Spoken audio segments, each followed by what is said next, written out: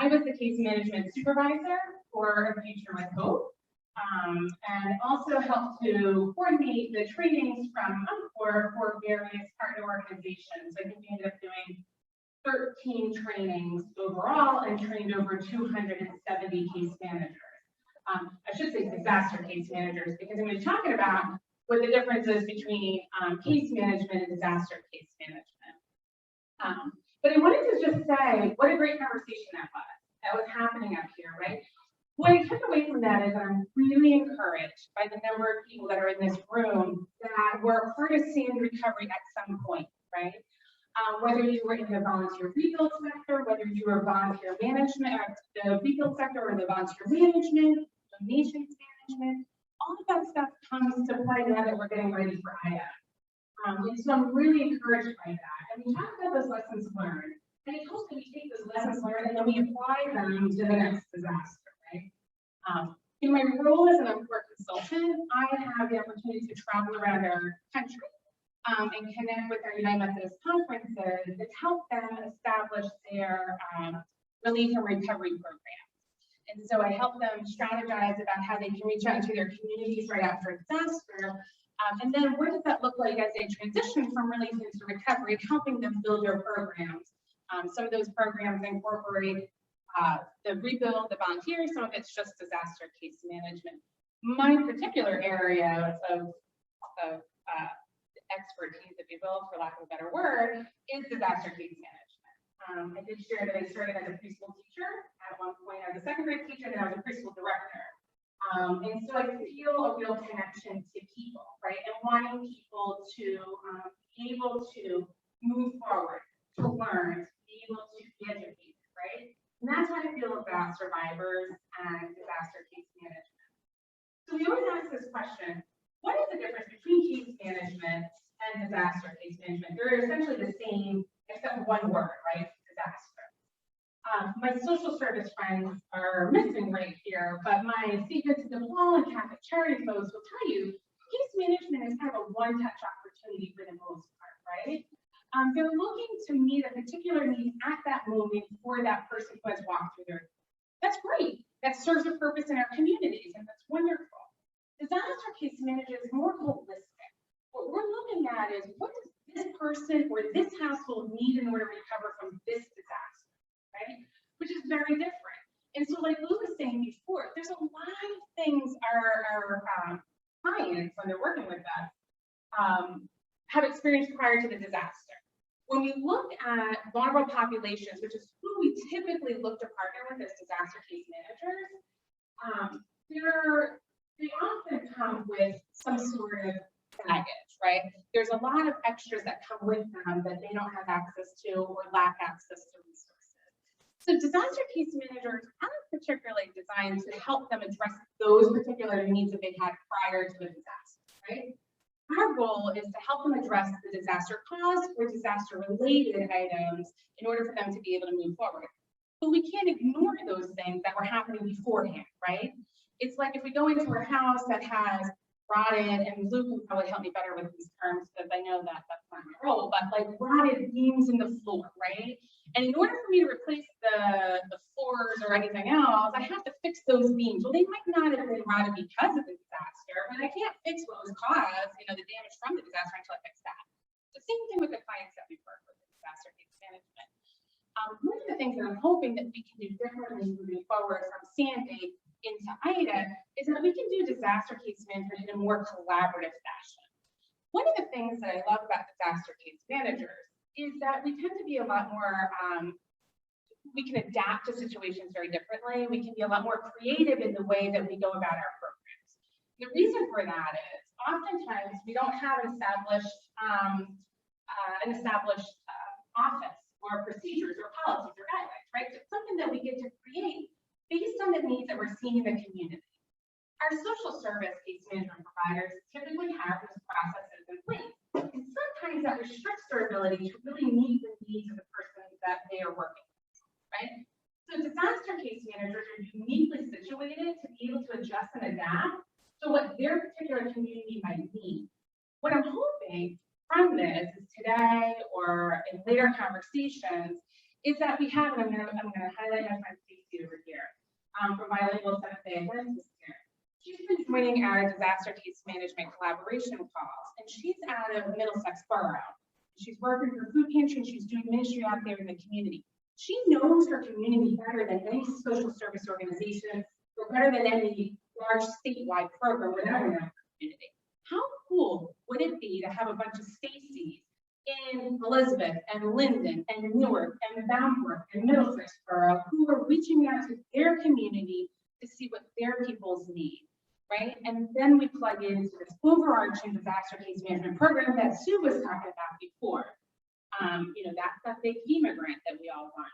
But we can't be competitive, right? We were hearing that before. I think one of the problems that happened with Sandy was that there was so much money, and there was this need to get it out the door so quickly that everybody and their mother had a case management program, a disaster case management program.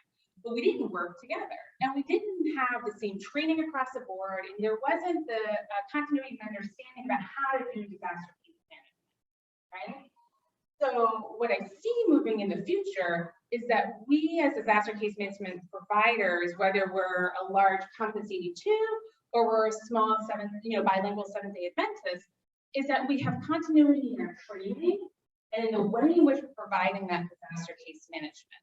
And that's different than our typical day-to-day case management process, right? You come into my organization, I have a set of criteria, you either meet it or you don't, and if you don't, then you move on. Disaster case management is different. Typically, we don't have any service criteria. Were you impacted by the disaster? You were. Do you need help recovering? You do. Cool. You qualify for our services. That's all disaster case management is. It's not income-based. There's no threshold there. A lot of our day-to-day case management programs who work out in the community often have those for a good reason, right? They have dollars that they've received from federal government or state government that says you have to work with a certain population. Well, that certain population is at increased risk of the effects of disaster. And so we want to make sure that we're able to work with that population, as well as the people who don't typically seek out case management, like our folks that might be in the higher economic bracket, right? Our $70,000, $80,000, $100,000 people. So I'm also going to drop this little seed and I'm going to let it marinate. Instead of calling it disaster case management, what if we call them, and I love this, and so when I talked about it, I am going to say that I coined it first, disaster navigators, right?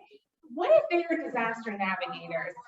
I know, I'm just saying, we're volunteer navigators. We could do that later. But what if we're disaster navigators? That has a whole different context to what it is to partner with somebody in disaster, right? A case manager sounds very social servicing, right? And I'm not somebody who needs social service, right? But if a disaster navigator were to come into my community, somebody who is more experienced, somebody who understands the sequence of disaster assistance through FEMA and through our program, somebody who can navigate those disaster resources, wants to come in and partner beside me, not help me, right? I think there's another difference there. In case management, typically we're looking to help a particular need or help that household. In disaster case management, we're looking to partner with that person to move them forward in recovery. Our overarching goal there is that person or that household is going to be better, stronger, more resilient for whatever comes their way next time, right? How do we make those changes in our community, the big changes in our community, if we don't start with one household? So we are uniquely situated as disaster response people, whatever your role is in disaster response and recovery, to make a change in our community, right? And that's what gets me excited about disaster case management, is this unique position that we're in and the privilege that we're really given to be able to partner and walk along that household or that family in this process of recovery. And so I'm really encouraged, again, by the faces that I see in this room, some that I know and some that I'm new and going to know, that we might be able to take lessons learned from Sandy, where we did case management in our own silos, and we didn't necessarily talk with one another. We take that and be able to work in a much more collaborative fashion so that we can get more people recovered. Because going back to what Bobby was saying, When we do case management, we just put dollars out the door and we go, cool, you're fixed, or that's your utility bill's been paid, your rent's been paid. We typically don't look at a cumulative cost for recovery. As disaster case managers, we are looking at a cumulative cost of recovery. What does it take to get this household recovered? We look at the appliances it costs, the rebuild it costs, the rent assistance that was provided. What did they get from FEMA or SBA? What did they get from a CDBG grant? What does it cost to get this person recovered? Because that information can help us at large be able to advocate on behalf of our communities for the next time there's a disaster. It's not an if there's a disaster, it's the next time there's a disaster, right? So that information helps us advocate to FEMA to say, hey, we're paying millions upon millions upon millions of dollars in rental assistance. Guess what? There's been a huge change to our Ida program, right? With rental assistance being pulled out of that max grant. That's awesome. That information can't happen if we're doing that in silence, right? And so what I really want us to take away, and I'm going to end because I know we're getting hungry, we're going to play a game, we're going to get out of our chairs and move. I want to just leave you with this thought. The difference between case management and disaster case management. You're not feeling well, right? Your foot hurts. Do you go to a cardiologist to get checked out, or do you want to go to a foot doctor? Now, the cardiologist is a doctor. They're probably going to tell you something might be up. They'll feel around, it might be swollen, you know, but only a foot doctor is going to be able to tell you what you really need in order for you to get better. Case managers in day-to-day case management setting can help people, right?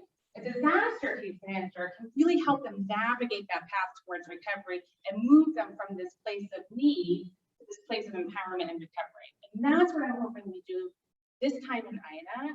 I'm excited to be a part of that, whether in my role from UMCOR or with our United Methodist or in partnership with any of you all. So we'll leave you with that thought, my friends. Thank you and have a wonderful rest of our session.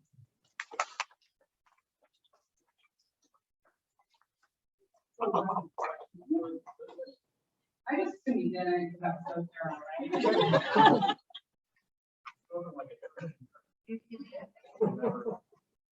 Yeah, I'm sorry. Hi, so I'm relatively new to this world. I'm with Hope Force International. We're big in other parts of the country. Big in New Jersey now. And so we just look, you know, we've done a little deployment in New Jersey. We're looking to see what else we can do. So, you know, if I take the team out and we work with a house and we have a homeowner who clearly needs some help, needs a navigator. Who do they call? What do they do? Who do they call? So right now, can I do this? Do you have an answer to that right now? Right now, Sue, can I just throw it your way and just encourage that survivor to call your Compass 82 number? Can we throw that up? You want to put it up here? Then they'll speak to the navigator. Let's go over. With names, honestly. Yeah. Because we were trying to get to the essence. Somebody put out Surf Club, but I was thinking like a little bit down. But your points are very valid because that expectation of walking alongside of a client is for the navigator, the case manager to know and to correctly make that the expectation of the client. Because many times it slips into, can you do this? Can you call my insurance company? Can you? So that idea of really just guiding someone through Saying good stuff, but I don't think everybody can hear it. It's about equipping and empowering the clients that we're working with to be able to do their part of the process, right? So for those of us who are not familiar with disaster case management, we create recovery plans. And those recovery plans help to drive that person's recovery moving forward. And what it does is it identifies who does what by when, right? And so what we want to do is see more of the client doing those things on the list if they can, than it is a case manager. We don't want them to be dependent upon us moving forward, right? Our number one goal in recovery, regardless of your organization or your mission, is do no harm, right? Do no harm. That is our number one goal. And the other ones is to help get people recovered. So going back to your question, how do we get them connected to somebody, a disaster navigator? We're going to put Sue's phone number up. I see, are those cards in your hands that you get on or rock on? You can see Smart Attack. You can get a card. We can get them connected through Compass 82 there to a disaster navigator. My friend is back. Yes, I'm in favor of disaster recovery centers, whereas you have the collaboration in terms of all of the various service providers being at one location, like almost one-stop shopping. Yeah. What's your thoughts on that? I love a one-stop shop, right? How nice is it, especially right now where we're working during this pandemic, we have some really unique tools that we can use for disaster recovery that we didn't have in Sandy, right? Zoom is a great way for us to be able to meet clients where they are and help them be able to navigate this. A one-stop shop is great. We would call that maybe a MARC, a multi-agency resource center, right? But I love a one-stop shop. I think it's a great idea. Keith. This one is saying that difference between the DRC. Right, well, yes, you should say that. So I've seen both that. kind of one-stop shops, but understanding that a DRC is government. So it can be FEMA, do FEMA patients access FEMA programs, SBA, all in place there, and also state programs, and even down in Jersey to the county level, okay, as opposed to a MARC, which is a wider community, so you can resource, FEMA resources, government resources, as well as nonprofit. And we've had, I think we're up to something like, actually, I should ask Rob, like 16, 17 marks that we've done across the state. 19. So I do think that that's a great tool for the initial kind, but we're still missing, and I keep hammering this, okay, and Sue's smiling over there. That is, we're missing the piece and drill down, actually see what the needs are and where they're located. And that's what an IDC would do. Yeah, amen. Oh my gosh, yes, and I would 100% do that. And then we can use those people, those organizations that were in the IDCM and the small communities who reached out. We could use them in the disaster case management program. What if there was a seamless transition from IDCM into the DCMP? We don't lose clients, we don't lose survivors. That always happens when we move from an IDCM into a disaster case management program. We lose people, right? Because it's oftentimes one kind of organization doing it over here, and it's a completely separate organization over here doing disaster case management, right? And we recognize that for various reasons, but what if we could change that? At least in New Jersey, what if we could change that? I should also say, and I didn't say before, the disaster case manager is going to act as the primary point of contact, right? And so we want them to coordinate their services through the disaster case manager so that they're not overwhelmed with multiple agencies or other people that are calling them, right? And so that's unique about disaster case management versus. Liz, I got a question. Yeah. Does everybody need disaster case management? No, that's a great question. Everybody does not need disaster case management. So we have about 60,000 people that registered with FEMA, right? You know, there's what's that? Households. That's right, households that register with FEMA. We think about maybe 10 to 15% of them are going to need some sort of assistance moving forward, right? So that's about 6,800. So we're going to say anywhere between 6,000 and 7,000 people might need some sort of assistance moving forward. We can even break that down a little bit further of that number who would actually need disaster case management to move forward. And we're probably looking more about 3,000 to 4,000 that might actually need that. Still, that's a large number of people, my friends, to coordinate resources and services when there's not a whole lot of funding out there to do that. And that's the other thing disaster case managers do that's unique is being able to help stretch those dollars, right? So $10 is free. When you give me $10 and I go eat dinner, that's wonderful. What if I, as a nonprofit organization, that disaster case manager, took that $10, I can make it $20. I can sometimes make it $30 if I have the right construction coordinator helping me pull this down, right? And so that's what also the case management and your nonprofit organizations will do is help to stretch those dollars that you have. Did that answer your question, Keith? Yes, ma'am. Okay. Thank you. Any other questions? Okay, Elizabeth, thank you very, very much. You're welcome.